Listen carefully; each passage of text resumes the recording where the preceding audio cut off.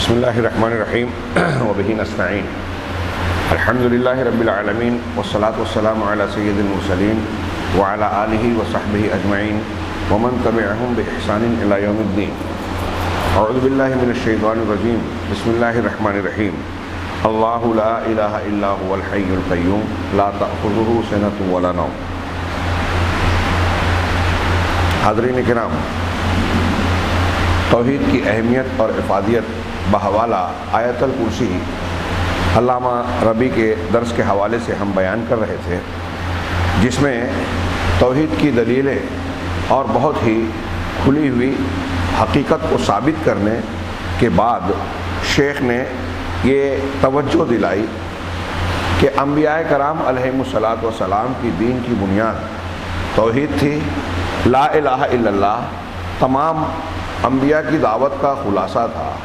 اگر کسی نبی کی قوم نے لا الہ الا اللہ کو قبول نہیں کیا تو نبی نے دین کی کوئی دوسری بات نہیں بتائی۔ یہ اتنی اہم بات ہے، بنیادی چیز ہے، لیکن اس کے باوجود آج ہم بہت سارے مسلمانوں کا حال یہ دیکھتے ہیں کہ وہ دین کا کام کرتے ہیں، دعوت کا کام کرتے ہیں۔ مسلمانوں میں بہت ساری دعوتیں، تحریکات اور نہ جانے کیا کیا پائی جاتی ہیں، لیکن ان تمام تحریکوں اور دعوتوں میں توحید کا عطا پتہ نہیں ہے، یا پھر بنیادی حیثیت اس کو حاصل نہیں ہے جو انبیاء کرام علیہم الصلاۃ والسلام کی دعوتوں کی بنیاد تھی۔ اور اس سلسلے میں وہ نہ صرف یہ کہ انبیاء کے منہج کے خلاف جاتے ہیں، بلکہ بہت سارے امور میں جہاں اہل توحید کی دعوت دیتے ہیں وہاں توحید کی مخالفت بھی کرتے ہیں، اور ان کو مختلف قسم کے الزامات کا نشانہ بناتے ہیں کہ دیکھیے یہ اختلاف پیدا کر رہے ہیں، یہ امت مسلمہ کی جو ہے شیرازے کو بکھیرنے کے کام کر رہے ہیں، جبکہ توحید کی دعوت سے ہی اتحاد و اتفاق بھی پیدا ہوگا۔ چنانچہ یہ آگے کہہ رہے ہیں کہ یہی وجہ ہے کہ جب انہوں نے توحید کو اس کا مقام جو بنیادی حیثیت ہے نہیں دی۔ قرآن پورا کا پورا توحید ہے، ہم بار بار پڑھ چکے۔ ابھی آیت الکرسی کے بارے میں پڑھ رہے ہیں کہ وہ سب سے عظیم آیت ہے، اس لیے کہ اس میں توحید ہے، توحید کی دلیلیں ہیں، اللہ کی عظمت ہے، اس کے کمالات ہیں، اس کے اسماء اور صفات ہیں، اس لیے اس کی اتنی اہمیت ہے۔ لیکن ہمارے نزدیک یا مسلمانوں کی آج کی دعوت میں اس کو وہ اہمیت حاصل نہیں ہے، اسی لیے شیخ کہہ رہے ہیں لہذا ما ینصرون، اسی لیے مسلمانوں کی مدد نہیں کی جا رہی ہے اللہ کی طرف سے، حالانکہ اللہ تعالیٰ کا یہ فرمان ہے، قرآن کا ارشاد ہے، قرآن کی بات تو غلط ہو ہی نہیں سکتی نا، ہمارا ایمان ہے۔ اللہ نے فرمایا ہے مثال کے طور پہ سورہ فتح میں وَلَوْ قَاتَلَكُمُ الَّذِينَ كَفَرُوا لَوَلَّوُا الْأَدْبَارَ ثُمَّ لَا يَجِدُونَ وَلِيًّا وَلَا نَصِيرًا، کہ اگر کافر لوگ، جن لوگوں نے کفر کیا، اگر وہ تم سے قتال کریں گے، جنگ کریں گے، لڑائی کریں گے، قاتلکم، وہ تم سے اگر جنگ کریں گے تو پھر نتیجہ کیا ہوگا کہ وہ پیٹ پھیر کر بھاگیں گے، لَوَلَّوُا الْأَدْبَارَ، وہ پیٹ پھیر کر بھاگیں گے، پھر وہ اپنے لیے کوئی دوست اور کوئی مددگار نہیں پائیں گے۔ اللہ تعالیٰ یہ کہہ رہا ہے کہ اگر مسلمانوں اور کافروں کا مقابلہ ہوگا تو یہ طے ہے کہ کافر پیٹ پھیر کر بھاگیں گے، اور ان کو کوئی مددگار نہیں ملے گا، دوست نہیں ملے گا، سہارا نہیں ملے گا، پناہ نہیں ملے گی۔ یہ کہا رہا ہے قرآن سورہ فتح۔ ہاں، کیا ایسا ہو رہا ہے؟ سنت اللہ نے آگے کہا وہی اسے آئے کہ اللہ کی سنت ہے، اللہ کا قانون ہے کہ مسلمان ہی غالب آئیں گے۔ کہہ رہے ہیں ھذہ سنت اللہ لأولیائہ اہل التوحید۔ اب شیخ کہہ رہے ہیں کہ یہ جو اس آیت کریمہ میں اللہ کی سنت، اللہ کا قانون بیان کیا گیا ہے، یہ اللہ کی سنت اہل توحید کے لیے ہے، جو اللہ کے دوست ہیں، اولیاء ہیں۔ توحید والے جو ہیں وہ اللہ کے دوست ہیں، اور توحید والے اگر ہوں گے تو یہ ممکن نہیں ہے کہ کافروں کے مقابلے میں مستقل شکست سے دوچار ہوتے رہیں۔ کبھی کبھی پلڑا ہلکا ہو سکتا ہے، جیسے اللہ کے نبی جناب محمد رسول اللہ صلی اللہ علیہ وسلم کو اور آپ کے صحابہ کو غزوہ احد میں تھوڑا نقصان اٹھانا پڑا، پوری شکست نہیں تھی، لیکن ایک غلطی کی وجہ سے نقصان اٹھانا پڑا۔ ایک غلطی اللہ کے رسول کے بعض صحابہ نے کی، پوری قوم کو یا پورے فوج اور لشکر کو رسول اللہ صلی اللہ علیہ وسلم کی موجودگی میں نقصان اٹھانا پڑا۔ تو آج تو ہماری امت مسلمہ کے بڑے طبقات ایسے ہیں جو شرک و خرافات اور بدعات کر رہی ہیں، تو دشمنوں کی کتنی مار ہم پر پڑے گی سوچئے۔ کیا اللہ تبارک و تعالیٰ کا یہ اس وعدے کے ہم مستحق ہیں؟ وہی شیخ کہہ رہے ہیں کہ یہ اہل توحید کے لیے اللہ کا وعدہ ہے، اللہ کی سنت ہے۔ ہاں، کون ہے اہل توحید؟ جو انبیاء کرام کے سچے متبعین ہیں۔ اما الآن، رہے آج تو مسلمان، بڑی یہ حالات جس وقت انہوں نے بیان کیا بہت پرانی باتیں نہیں ہیں۔ ہاں، ان حالات کو دیکھیے، تھوڑی دیر کے لیے غور کیجئے۔ ابھی رمضان المبارک ہے، کچھ لوگ سوچتے ہیں کہ یہ باتیں ہم کر رہے ہیں بظاہر رمضان سے متعلق نہیں ہیں۔ جی ہیں، ہم رمضان میں اللہ کی عبادت کر رہے ہیں۔ اس عبادت کا پیغام کیا ہے؟ لعلکم تتقون۔ مقصود غائی جو ہے کہ ہم متقی بن جائیں، روزے کی حالت میں اللہ کی عبادت ہو، یہ اس کا مرکزی مقصود ہے۔ عبادات کا مقصد اللہ سے تعلق ہے، اللہ کے حقوق کی ادائیگی ہے، اللہ کی بندگی کو اختیار کرنا ہے، توحید کا یہی مظاہرہ ہے۔ تو اب ہم اللہ کی عبادت کر رہے ہیں تقوی کو پیدا کرنے کے لیے، لیکن اللہ تعالیٰ کی عظمت، کبریائی، توحید، اس کے مقام اور مرتبے کا صحیح احساس ہمارے اندر اگر ہے ہی نہیں تو یہ عبادتیں بے روح ہیں، زندہ لاش ہیں۔ دکھائی تو دے رہا ہے روزہ ہے ہمارا، لیکن حقیقت میں یہ روزہ وہ روزہ نہیں ہے جس کو عبادت کہا جائے، جس کے ذریعے سے اللہ تبارک و تعالیٰ کے وعدے اور اجر و ثواب جو روزوں پر مقرر کیے گئے ہیں وہ ملے۔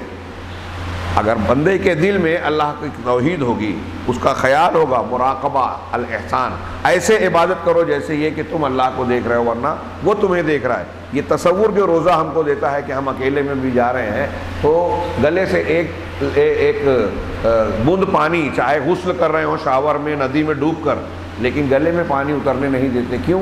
اس لیے کہ ہمارا یہ عقیدہ ہے اور ہونا چاہیے کہ وہ اللہ جس کے لیے ہم نے روزہ رکھا ہے وہ ہمارے دل کے حالات کو، سینے کے بھیدوں کو بھی جانتا ہے۔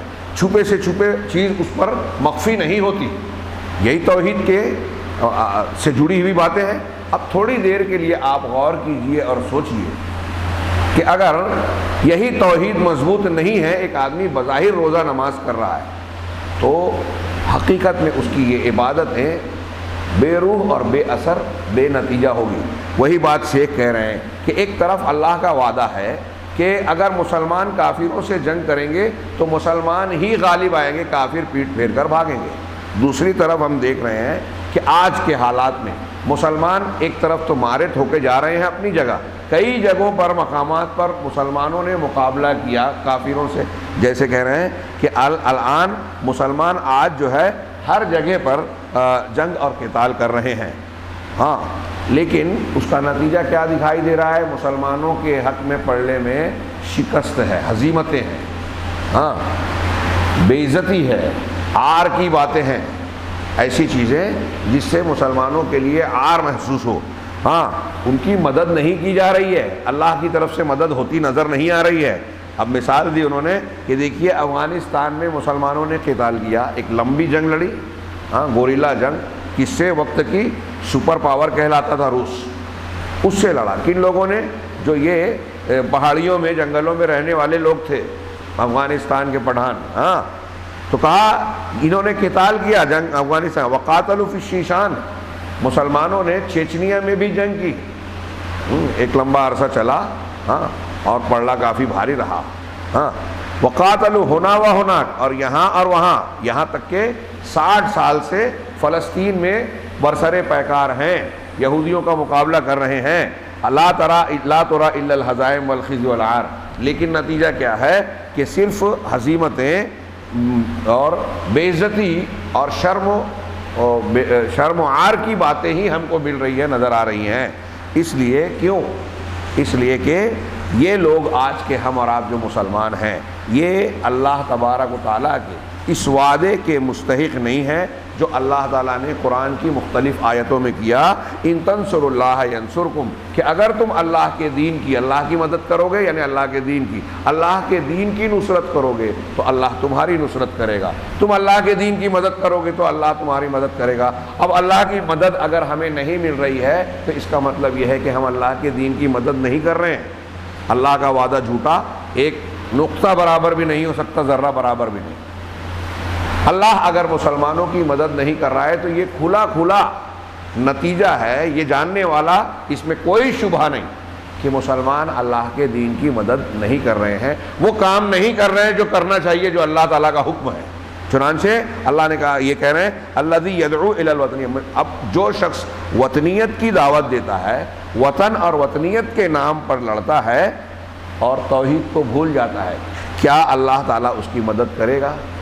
آج بہت سارے لوگ جو جنگیں لڑ رہے ہیں وہ ملک کے نام پر، وطنیت کے نام پر، زمین کے نام پر اور دوسرے دنیاوی مقاصد کے نام پر۔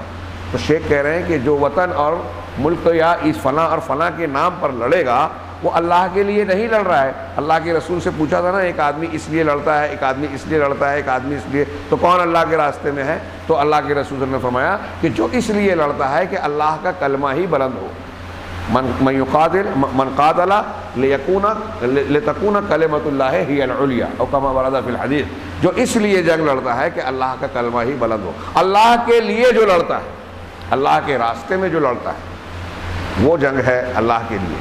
باقی آج بہت سارے لوگ جو لڑ رہے ہیں، بھیڑ رہے ہیں، یہ اللہ کے لیے جنگ نہیں ہے، یہ جہاد نہیں ہے جس میں فتنہ و فساد ہے، جو اپنی انا کے لیے، اپنے گروہوں کی حکومت کے لیے، اپنے علاقے کے دفاع کے نام پر یا اس مقصد کے تحت جو لڑی جا رہی ہے، اب اس میں غیر مسلم بھی لڑتا ہے اسی مقصد سے، تو یہ اللہ کے لیے یا اللہ کی توحید آپ نے فراموش کر دی، اور جب توحید فراموش کر دی تو اللہ تعالیٰ کی مدد نہیں ملے گی۔ آپ کی زندگی کے دوسرے مقاصد آپ کے دوڑ دھوپ کے، لڑائی جنگ کے، عبادات کے ہو سکتے ہیں۔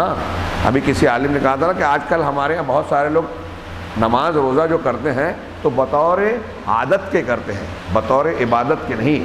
عادت مطلب رسم، لوگ رکھ رہے ہیں تو میں بھی رکھ رہا ہوں، اور جن کو اس کا ڈر نہیں ہے وہ دیکھیے، ابھی ہم راستے میں آتے آتے دیکھ رہے ہیں بعض جگہ، بڑی حیرت ہوتی ہے، کتنی جہالت ہے۔ ہمارا، میں ابھی پیچھے ایک درس میں کہہ رہا تھا کہ کہتے ہیں ہمارا شہر دیندار ہے، دیندار شہر کی یہ حالت کہ کاروبار مسلمانوں کا جو چل رہا ہے، چھوڑیے غیر مسلم کا کارخانہ نہیں، کارخانے دار مسلمان، سائرنگ کا مالک مسلمان، اس کا مزدور، اس کا کام کرنے والا، وہ کہتا ہے کہ میں بڑی محنت پڑتی ہے، پیاس بہت لگتی ہے، برداشت نہیں ہوتا، اس لیے روزہ نہیں رکھتا، اور پھر ان کی مدد کرنے کے لیے، گناہ میں مددگار بننے کے لیے یہی مسلمان پردے والی ہوٹلیں چلاتے ہیں۔ ابھی آتے جاتے دیکھیے لوگ آتے جاتے ہیں، ہم ان کو دیکھ کر ان کا تذکرہ کر کے ہنستے ہیں، حالانکہ رونے کی جگہ ہے۔ یہ ہمارے سامنے ہو رہا ہے، ہم خاموش ہیں، ہنس رہے ہیں، یہ ہماری کشتی میں چھید کر رہے ہیں سوراخ۔ مسلمان ہوتے ہوئے سر عام جو ہے روزہ توڑنا، یہ اللہ کے عذاب کو دعوت دی جا رہی ہے، خاص طور سے ایسی صورت میں کہ ہم لوگ سمجھانے کی کوشش ان کو نہیں کر رہے ہیں۔ مسجد میں 4-6 لوگ آ گئے، ان سے دین کی بات کر لی، لیکن جو گنہگار ہے، جو دین سے دور ہیں، جو گناہ کے اڈوں پہ ہے، ہم وہاں نہیں جا رہے ہیں، اور وہ یہاں آئیں گے نہیں۔ گناہ کے اڈوں پہ ہو رہے ہیں، ہم یہاں اس کی برائی بیان کر رہے ہیں۔ جو لوگ شراب پیتے ہی نہیں ہیں، ہم ان کو شراب کے نقصانات بتا رہے ہیں۔ جو پیتے ہیں ان کو سمجھائیں جب بات بنے نا۔ اس کا یہ مطلب نہیں کہ مسجدوں میں درس و دروس کا یہ سلسلہ ختم کر دیا جائے، یہ سلسلہ ختم ہو جائے گا، دین مر جائے گا۔ یہ جو ہم لوگ سنتے سنا رہے ہیں، چند لوگ ہی صحیح، اسی سے دین زندہ ہے، علم اور معلومات تازہ ہوتی رہتی ہے، اور یہ اللہ تبارک و تعالیٰ کی تعلیم ہے۔ ہر جمعہ کا خطبہ، عید کا خطبہ، اس میں تذکیر، دین کی باتوں کی کا اعادہ ہوتا رہے، یہ علم زندہ رہے، جب تک دہرایا جاتا رہے گا علم تازہ ہوتا رہتا ہے، زندہ رہتا ہے، ورنہ مر جاتا ہے، اور آدمی کا دل بھی مر جاتا ہے، اور اب وہ اللہ کے فرائض کو سر عام چھوڑتا ہے اور اسے شرم نہیں آتی۔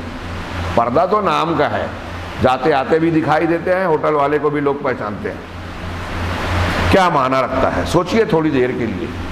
اللہ کا فرض ہے نا روزہ رکھنا، ٹھیک ہے، اگر کوئی عذر والا ہے، بیمار ہے، یہ ہے وہ، جو اصلی مسلمان حکومتیں ہیں نا، آج بھی جہاں اسلامی حکومت نہیں ہے، ایسے بھی بہت سے مسلمان ملک ایسے ہیں جہاں اگر دن میں کوئی کھاتا پیتا مسلمان نظر آ جائے تو اس کو جیل ہو جائے گی، کوڑا مارا جائے گا، سزا دی جائے گی۔ روزہ چھوڑ نہیں سکتا کوئی، ہاں شرعی عذر ہے تو پھر اس کے لیے ویسا انتظام کیا جائے گا۔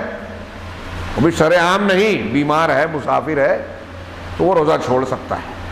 خیر بات یہ جو ہم سماج اور معاشرے میں دیکھ رہے ہیں، اور جو لوگ روزہ رکھ بھی رہے ہیں، ان میں ہم دیکھ رہے ہیں، میں وہی بار بار کہنا چاہ رہا ہوں کہ شیخ کا کہنا یہ ہے، انہوں نے جہاد کا ذکر کیا، میں ان اعمال کا ذکر کر رہا ہوں۔ لڑائی ہم نہیں کرتے تو آپ کہیں گے کہ جو لڑ رہے ہیں ان کی بات ہے۔ ہم جو دین کا کام کر رہے ہیں، نماز روزہ اور دوسری چیزیں، تراویح پڑھ لی، کچھ اور بھی دین کا کام کر کے ہم اپنے آپ کو مطمئن کرتے ہیں کہ ہم نے اتنی مرتبہ قرآن ختم کر لیا، تو کیا ہمارے یہ اعمال اور یہ نیکیاں ہمارے لیے کارگر اور مفید بن رہی ہیں؟ یہ جاننا اور ناپنا ہے تو سب سے پہلی چیز یہ جانچیے کہ ہمارے یہاں توحید ہے یا نہیں۔ توحید ہوگی تو اخلاص ہوگا، دکھاوا نہیں ہوگا، اپنے نام کی تعریف کہ میں نے تو یہ کیا، فوٹو چھپوانا، سوشل میڈیا پہ جو ہے تصویریں پھیلانا اور پھر اخبارات میں رپورٹ چھپوانا، تاریخ میں ریکارڈ کی خواہش رکھنا۔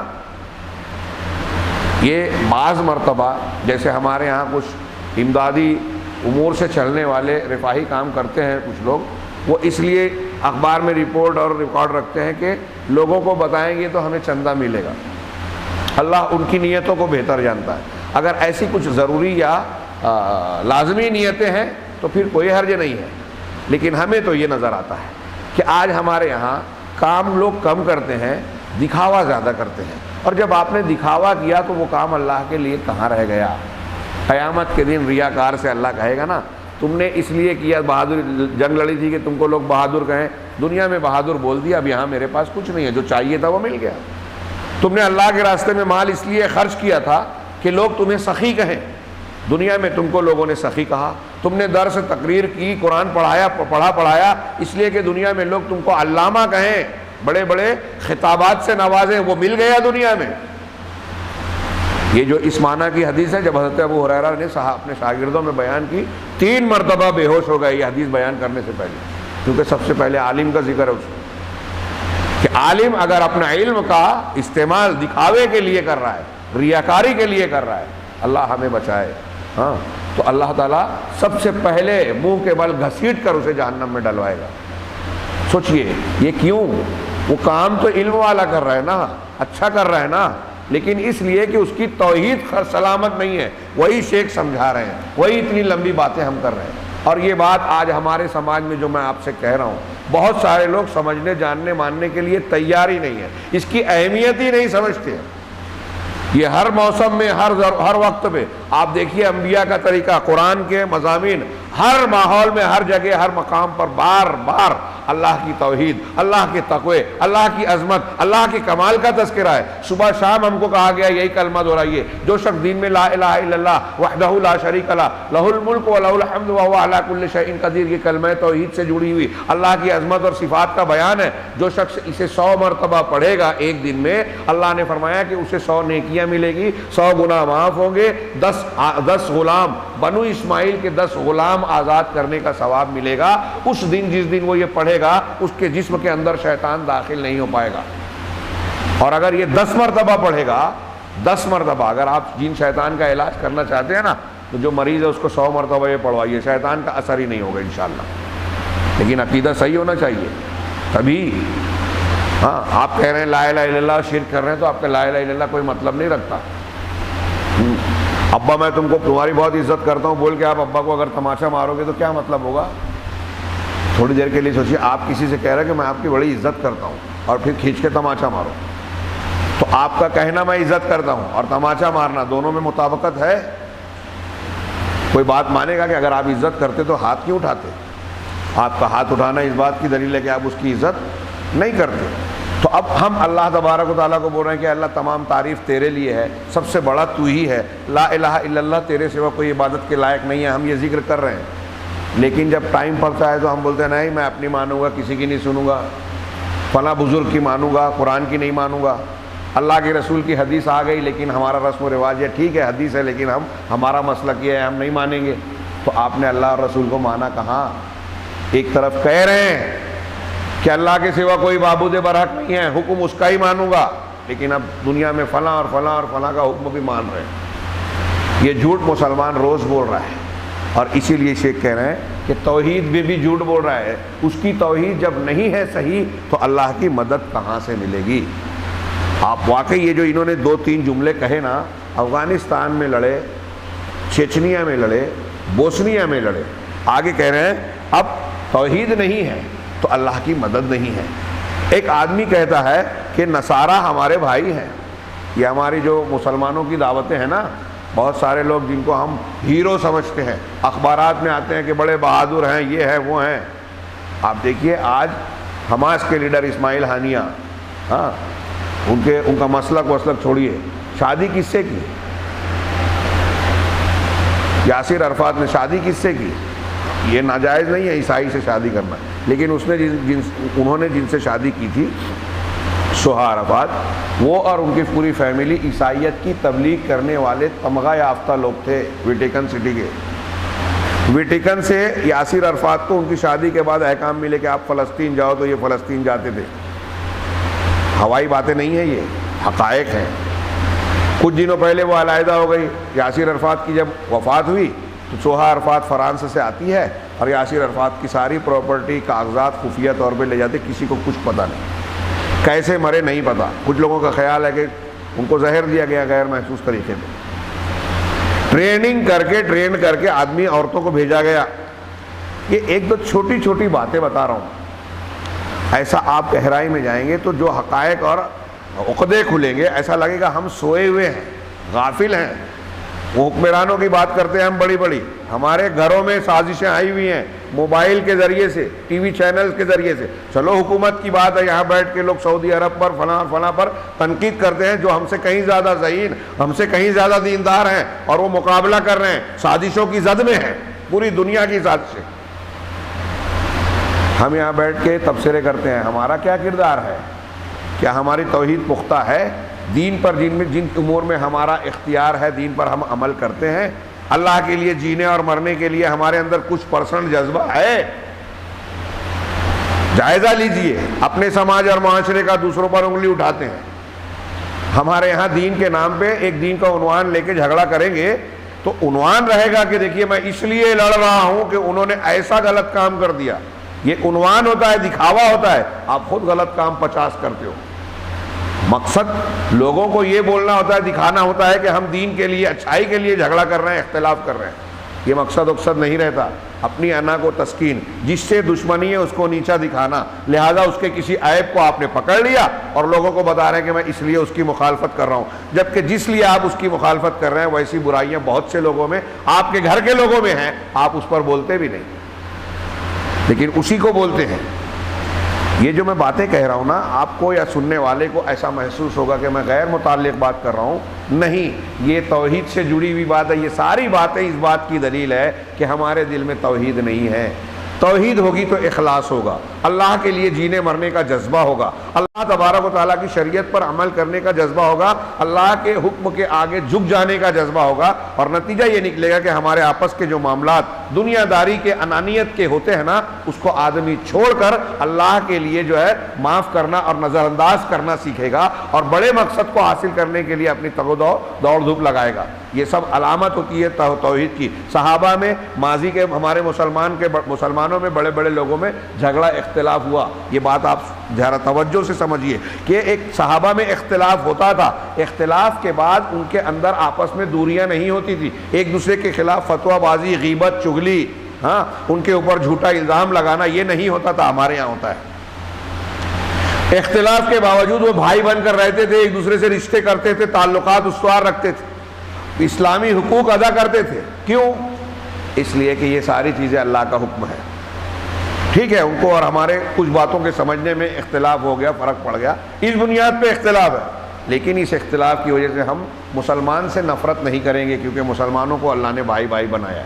یہ علم ان کو تھا، اور یہ بات علم کے طور پر ہمارے یہاں بھی ہے، لیکن ہم کیا کہتے ہیں؟ ٹھیک ہے، صحیح بات ہے، اللہ کہتا ہے مل جاؤ، معاف کر دو، لیکن اب اپنی بات شروع، اور وہاں کوئی ایسی بات جوڑ دیں گے کہ ہمارا جھگڑا اس لیے ہے، وہ بتائیں گے کہ میں اللہ ہی کے لیے لڑ رہا ہوں، اپنے لیے لڑ رہا ہے، نام دیں گے اللہ کے دین کا۔ ابا ماں باپ سے اف نہیں کہنا چاہیے۔ آپ جا کے کسی بیٹے کو سمجھائیں کہ تم ابا سے لڑ رہے ہو، ارے قرآن کہہ رہا ہے کہ ان کو اف نہ کہو۔ ہاں میں مانتا ہوں اللہ نے قرآن میں کہا ہے کہ اف بھی نہ کہو، لیکن میرے ابا ذرا الگ ہے۔ میں اکثر درس میں کہتا ہوں، اس کا مطلب اللہ کو یہ معلوم نہیں تھا کہ تمہارے ابا الگ ہے، تمہارے لیے کوئی دوسری قرآن کی آیت چاہیے اسپیشل؟ یہ اف نہ کہو کس کے لیے بولا ہے؟ دوسروں کے ابا کے لیے، اماں کے لیے بولا ہے۔ آپ کے ابا اماں کے لیے کیونکہ ذرا زیادہ نالائق ہیں تو ان کے لیے کچھ دوسری قرآن اور حدیث کی بات ہے جو آپ کو پتہ ہے قرآن حدیث میں نہیں ہے۔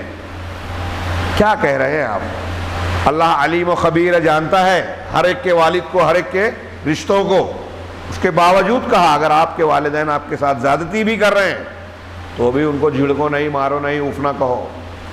ہاں، بچپن میں نہ جانے کیسے کیسے آپ نے ان کی گود میں، ان کے جوانی کے عالم میں اور اپنے بچپن کے حالت میں انہیں ستایا، ان سے قربانیاں لی، ان کے مقابلے میں یہ ان کی جو دی ہوئی تکلیف ہے کوئی اوقات اور حیثیت نہیں رکھتی۔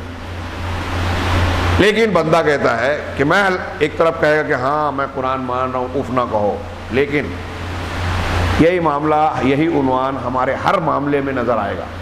آپس کے جھگڑے ہوں، جماعت کے معاملے ہوں، یہ ساری چیزیں میں یہ کہتا ہوں صحابہ کرام اللہ کے لیے لڑتے تھے نا۔ حضرت خالد بن ولید کو حضرت عمر نے سپہ سالاری سے ہٹایا شام کے محاذ پر، ابو عبیدہ بن جراح کو سپہ سالار بنایا۔ لوگوں نے آ کے رات میں خیمے میں کہا کہ یہ غلط ہوا ہے آپ کے ساتھ، آپ تو بڑے کامیابی سے جنگ لڑ رہے تھے، سپہ سالاری کر رہے تھے، آپ کو ہٹایا گیا، ہم کو اس سے دکھ ہے، ہم آپ کے ساتھ ہیں، آپ اختلاف کیجئے، احتجاج کیجئے۔ تو حضرت خالد بن ولید رضی اللہ تعالیٰ عنہ نے کیا کہا تھا؟ وہ آج ہم نہیں کہہ پاتے، منہ سے بولے کرتے نہیں ہیں۔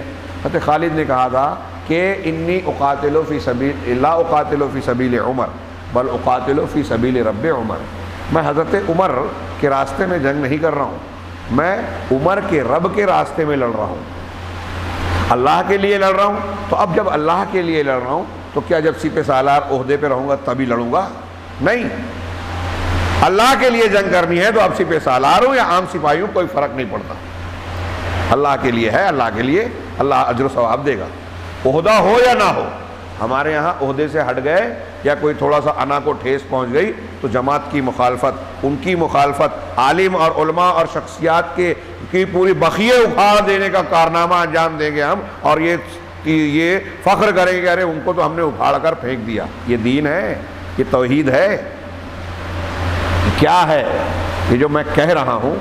یہ کوئی ایک جگہ کا معاملہ نہیں ہے۔ آج ہمارے سماج اور معاشرے میں دیندار شہر میں قرآن حدیث کے عنوان سے لوگ یہ فساد مچاتے ہیں، لوگ کر رہے ہیں اور دیندار بھی ہے۔ اخبار میں، سوشل میڈیا پہ اور ادھر ادھر آئے گا کہ بڑا بڑا کام کر رہے ہیں یہ لوگ۔ جی نہیں، یہی دکھڑا رو رہے ہیں دکتور ربی، یہ ہمارے شہر میں چھوٹے پیمانے پہ ہم کو نظر آتا ہے، عالمی سطح پر یہی ہے کہ مسلمان دوڑ دھوپ کر رہا ہے لیکن توحید نہیں ہے۔ کہتے ہیں کچھ لوگوں کا کہنا ہے، یہ جو کہہ رہے ہیں یہ بعض اخوانیوں کا جملہ ہے کہ نصارہ ہمارے بھائی ہیں۔ ہاں، اہل توحید سے جھگڑا کریں گے، اپنی جماعت کے افراد سے اگر ٹھیس پہنچ گئی تو اس کی جو ہے عزت کو جو ہے نیلام کرنے کی کوشش کریں گے، لیکن کہیں گے نصارہ ہندو بھائی، نصارہ بھائی وہ ہمارے بھائی ہیں۔ ولا یستحی من القول، اور یہ بولنے سے بھی نہیں شرماتا وہ شخص، یعنی کچھ لوگوں کی طرف اشارہ ہے یہ شیخ علامہ ربی کا کہ یہود دو قسم کے ہیں، یہودی دو قسم کے ہیں، ایک یہودی اصلی یہودی ہیں، ایک یہودی وہ ہیں جو صہیونی کہلاتے ہیں۔ ہاں، اور ہمارے دشمن صہیونی ہیں۔ آج کل ہمارے ہاں کچھ لوگ ایسا بولتے ہیں، ہاں، ایک جو یہودی ہیں وہ الگ ہیں عام یہودی، اور ایک صہیونی ہے۔ ہمارے یہاں بھی لوگ بولتے ہیں یہ بات، انہی لوگوں سے متاثر ہو کے اخذوا ارضنا، تو یہ جو صہیونی ہمارے دشمن ہیں انہوں نے ہماری زمین ہڑپ کر لی فلسطین میں۔ ہاں، یقاتلون علی ھذا الاساس، یہ ان سے جنگ کرتے ہیں اس بنیاد پہ کہ یہ جو، اب غور کیجئے کہنا کیا چاہتے ہیں دکتور ربی کہ یہودی دو قسم کے ہیں، یہ جو کہہ رہے ہیں یہ تحریکی لوگ، اخوانی جماعت اسلامی مزاج کے، ہاں ہمارے یہاں بھی ہیں، کہہ رہے ہیں کہ یہودی دو قسم کے ہیں، ایک یہودی اصلی ہے تو وہ ہمارے بھائی ہیں۔ حسن البنا نے مصر کے اندر یہودیوں کا وفد آیا تو ان سے کہا تھا کہ ہمارے درمیان دوستی ہے، اللہ کے نے جو ہے وہ اہل کتاب سے بھی اچھا سلوک کا حکم دیا ہے وغیرہ وغیرہ۔ ہاں، ہماری لڑائی یہودیوں سے، یہ حسن البنا کا جملہ ہے کہ یہودیوں سے ہماری لڑائی دینی اور مذہبی نہیں ہے۔ کون سا دین مانتے ہیں؟ قرآن کہتا ہے وَلَن تَرْضَ عَنْكَ الْيَهُودُ وَلَا النَّصَارَىٰ حَتَّىٰ تَتَّبِعَ مِلَّتَهُمْ، یہود اور نصارہ آپ سے کبھی راضی نہیں ہوں گے جب تک کہ آپ ان سے ان کے دین کی پیروی نہ کر لیں۔ اور آپ کہہ رہے ہیں ہماری لڑائی دینی نہیں ہے۔ وہی بات یہاں بھی ہے کہ کہتے ہیں کہ صہیونی ہمارے دو قسم کے یہودی ہیں، ایک صہیونی ایک یہودی، تو یہودی تو ٹھیک ٹھاک ہیں، ہمارے دوست ہیں، بھائی ہیں، یہ صہیونی ہمارے دشمن ہیں، ہماری زمین انہوں نے ہڑپی ہے۔ ہاں، کیوں کہتے ہیں؟ اب یہ دشمن کیوں ہے کہ زمین ہڑپی ہے، اور دوسرے یہودیوں نے زمین نہیں ہڑپی تو وہ دشمن نہیں ہے، یہ کہنا چاہتے ہیں۔ ہاں، کہتے ہیں کہ اس بنیاد پر وہ جنگ کر رہے ہیں. اسی طریقے سے افغانستان میں کمیونسٹوں سے جنگ کر رہے ہیں. ویاتی اہل التوحید للجہاد مناشد التوحید. اب توحید والے ایسے ماحول میں اہل توحید آئے، توحید والے بھی آئے، انہوں نے جنگ بھی کی کفار و مشرکین سے، اور توحید بھی پھیلانا چاہیے تو یہ لوگ اہل توحید سے لڑتے ہیں. یہ جو شیخ کہہ رہے ہیں نا، یہ کئی واقعات ہیں عالم اسلام کے، ہم اور آپ بے خبر ہیں. افغانستان کے ابتدائی جنگی حالات میں شیخ جمیل الرحمان بہت بڑے عالم، ان کا ایک گروہ تھا پورا افغانستان میں مجاہدین کا. انہوں نے روس کے دانت کھٹے کرنے میں بڑا کردار نبھایا. انہوں نے ایک علاقے میں اسلامی حکومت افغانستان کے اندر انہوں نے ایک علاقے میں تسلط قائم کیا اور اسلامی حکومت قائم کر لی تھی. افغانستان کے اندر ایک حکومت تھی تو دوسری جگہوں پر رشیا کا قبضہ تھا، یہاں یہ اسلامی حکومت چلا رہے تھے اور بہت زبردست چلا رہے تھے. اس کی رپورٹیں آپ پڑھیں، آج تذکرہ لوگ نہیں کرتے. اسی کو نام انہوں نے نورستان دیا تھا. آج بھی نورستانی علماء اور بعض لوگ موجود ہیں. اس شیخ جمیل الرحمان کو کس نے مارا؟ ان کو ایک دن فجر کی نماز پڑھا کر وہ مسجد سے نکل رہے تھے، ان کو گولی مار دی گئی. اب یہی کہہ رہے ہیں شیخ، یہ میں ایک مثال اور واقعہ بیان کر رہا ہوں کہ ایک طرف آپ کمیونسٹوں سے لڑ رہے ہیں، یہودیوں سے لڑ رہے ہیں. اب توحید والے جب توحید بیان کرنے آئے، اللہ تعالیٰ کی عظمتوں کی کبریائی، تو آپ نے ان کو بھی مار دیا. ان سے جنگ کرتے ہو اور کہتے ہو یہودی نصارہ ہمارے بھائی ہیں، اور توحید والوں سے لڑ رہے ہو. جس نے قرآن اور حدیث کی تعلیمات کو اور اس کے قانون کو نافذ کیا، ان کو گولی مارا. گولی مارنے والا ایک شخص کون تھا؟ فلسطینی تھا غالباً، ایک فلسطینی تھا جس نے گولی ماری. کچھ دور جانے کے بعد اسے بھی گولی مار دی گئی. وہ ایک دوسرا شخص تھا، وہ ایک افغانی اور ایک فلسطینی. ایک نے ایک کو مارا، دوسرے نے دوسرے کو مارا. اس طریقے سے مارا گیا. کیوں ایسا ہوا؟ ایک آدمی کو بھیجا گیا شیخ جمیل الرحمان کو مارنے، اس نے ان کو گولی مار دی، شہید کر دیا. اب ابھی وہ مار کے کچھ دور جاتا ہے کہ ایک دوسرا آدمی اسے گولی مارتا ہے. کیوں؟ کیا مقصد نظر آتا ہے کہ سب کہ جو ہے قاتل ملے نہیں، سازش ہے. اب وہ جانچا گیا تو وہ مسلمان ہے، اس کا مطلب وہ مسلمان استعمال ہو رہا ہے نا دوسروں سے، اور پھر اس کو لوگوں کو دنیا کو پتہ نہ چلے کہ اس کے پیچھے کس کی سازش ہے، اس لیے اس کو بھی خاموش کر دیا گیا، مار ڈالا گیا کہ راز راز ہی رہے. ایسی سازشیں چلتی ہیں عالم اسلام میں، اتنے کمپلیکیٹڈ کہ آپ کو حقیقت تک پہنچنے میں برسوں لگ جائیں گے، اور اگر آپ پہنچ بھی گئے دنیا کو بولیں گے تو کوئی مانے گا نہیں. یعنی کرنے والا کون ہے؟ اسی لیے ابھی بعض تحقیقات آئی ہیں کہ مسلمان نوجوان جو بعض کانڈ کرتے ہیں، جو عالمی سطح پہ کہ یہ دہشت گردی کا کام مسلمانوں نے کیا ہے، اس میں استعمال مسلمان نوجوان ہوئے، لیکن ان نوجوانوں کو بھی نہیں معلوم تھا کہ ہم کیا کر رہے ہیں. کسی کے جسم کے اندر مشین ڈالی گئی برین واشنگ کر کے. کہتے ہیں یہ بنگلہ دیش میں ایک منسٹر کا لڑکا غائب ہو گیا، کئی دنوں کے بعد ایک جگہ دھماکہ ہوا، وہاں ہوٹل میں اس کی لاش ملی. ٹی وی چینل، پولیس، سارے لوگ، منسٹر نے لگا دیا تھا کہ میرے بیٹے کو ڈھونڈو، نہیں ڈھونڈ پائے، اور دھماکے کے بعد ایک ہوٹل میں مل رہی ہے اس کی لاش. اجمل قصاب کے بارے میں ہمارے یہاں کتنی بڑی بدنامی کی بات کی جاتی ہے. کچھ لوگوں کا کہنا ہے کہ وہ پاکستانی تھا لیکن پلا بڑا تھا اسرائیل میں، بچپن میں اس کو گود لے کے اسرائیلی جوڑا لے کر چلا گیا تھا. واللہ عالم، صحیح غلط میں نہیں جانتا، لیکن یہ بیانات آئے ہیں. لیکن یہ بھی طے ہے کہ بعض لوگوں نے یہ تحقیق لکھی کہ مسلمان لڑکے یا مسلمان بعض گروہ ایسے ہیں جن کو چلانے والے یہود و نصارہ ہیں. لوگ دیکھتے ہیں سمجھتے ہیں کہ جہاد کر رہا ہے، کوئی جہاد وہاد نہیں کر رہا ہے. یہ پورا داعش کا جو گروہ تھا نا، اسے امریکہ، برطانیہ، اسرائیل نے مل کر بنایا تھا. داعش جسے پوری دنیا کے مسلمان نوجوان جوش میں سمجھتے تھے کہ یہ مجاہدین ہیں. اس میں دروز فرقے کے لوگ تھے، اس میں بڑی تعداد رافضیوں کی تھی، اس میں وہ فرقے شامل تھے جو مسلمانوں سے دشمنی رکھتے ہیں، نام مسلمانوں جیسا ہوتا ہے. دروز آپ نے نام نہیں سنا ہوگا، میں نے کئی مرتبہ تذکرہ کیا، یہ بعض عرب علاقوں میں پائے جاتے ہیں. یہ دروز باطنی گروہ ہے جو مسلمانوں جیسا نام تو رکھتے ہیں لیکن مسلمانوں کے دشمن ہیں. یہ جو میں باتیں کہہ رہا ہوں اس کی کچھ تفصیلات مختلف دروس میں آئے، پھر آج بات پھیل گئی. میں آج شیخ رحمہ اللہ کا یہ درس مکمل کر دینا چاہتا تھا لیکن بات پھر سے پھیل گئی. مگر اصل میں یہ ایسا حساس معاملہ ہے، بات اس لیے پھیل جاتی ہے، میرے اپنی بات میں کہہ رہا ہوں کہ ایک سامنے کی بات جو شیخ اور ایسے کئی علماء آج سمجھانا چاہتے ہیں، لیکن مسلمانوں کی اکثریت سمجھنے کو تیار نہیں ہے۔ جو طبقہ اہل الحدیث یا سلفیین کا کہتا ہے، جن کا یہ منہج ہے توحید والا، وہ بھی حالات حاضرہ سے واقف نہیں ہے، ان کے اندر بھی توحید کا وہ جذبہ نظر نہیں آتا جس کی بنیاد پر وہ دعوت و تبلیغ میں اتنے سرگرم ہوں جتنے ہونا چاہیے۔ آپس کے جھگڑوں میں جتنی ترجیح، جتنی طاقت ہم لگاتے ہیں، توحید کے لیے نہیں لگاتے۔ یہ ایک زندہ حقیقت ہے، سچائی ہے، اور یہ ہمارے مار کھانے اور کمزوری، اللہ کے مختلف قسم کے عذابوں کا شکار بننے کی سب سے بنیادی وجہ ہے۔ قرآن حدیث اس پر گواہ ہے۔